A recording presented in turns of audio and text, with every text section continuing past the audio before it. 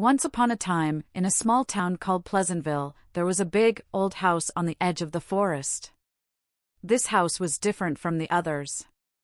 It was taller, darker, and had an attic that no one ever went into. The townspeople said it was haunted, but no one really believed in ghosts.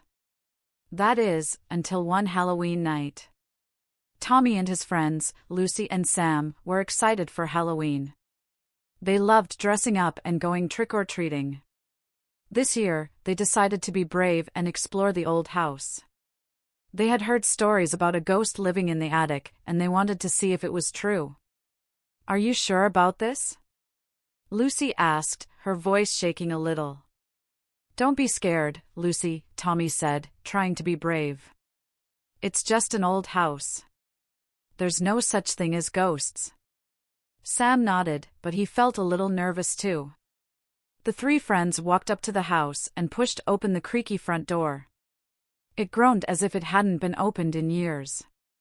They stepped inside, their flashlights casting eerie shadows on the walls. The house was cold and smelled musty. They could hear the wind howling outside and the floorboards creaking under their feet. They walked through the living room, past the dusty furniture and cobweb-covered paintings. Finally, they found the staircase leading up to the attic. Tommy went first, holding his flashlight steady. Lucy followed closely behind, and Sam brought up the rear. The stairs creaked with every step, and the air grew colder as they climbed higher. When they reached the top, they found a small wooden door. Tommy took a deep breath and pushed it open. Inside the attic, it was dark and cold. Their flashlights revealed old trunks, broken furniture, and piles of dusty books. But there was something else, something that made their hearts race. In the corner of the attic, there was a rocking chair, and it was moving back and forth by itself.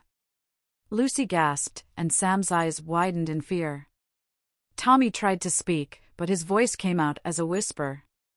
"Is someone there?" To their horror, a ghostly figure appeared in the rocking chair. It was a woman with long, flowing hair and a pale face. She looked sad and lonely. The friends were too scared to move, but the ghost didn't seem to notice them. "I used to live here," the ghost said in a soft, echoing voice. "My name is Emily. I was waiting for my husband to come home from the war, but he never did. I've been waiting here ever since." The children felt a wave of sadness for Emily. They realized she wasn't a scary ghost, just a lonely one. Tommy took a step forward. "We're sorry you're alone, Emily.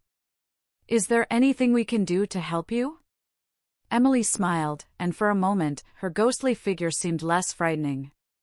"Thank you, children. You've already helped me by listening. I just wanted someone to know my story." With that, Emily's figure began to fade, and the attic grew warmer. The rocking chair stopped moving, and the children felt a sense of peace. They knew they had helped Emily find some comfort. The next day, Tommy, Lucy, and Sam told the townspeople about their encounter with Emily. From that day on, the old house was no longer considered haunted but a place where a lonely spirit had finally found peace.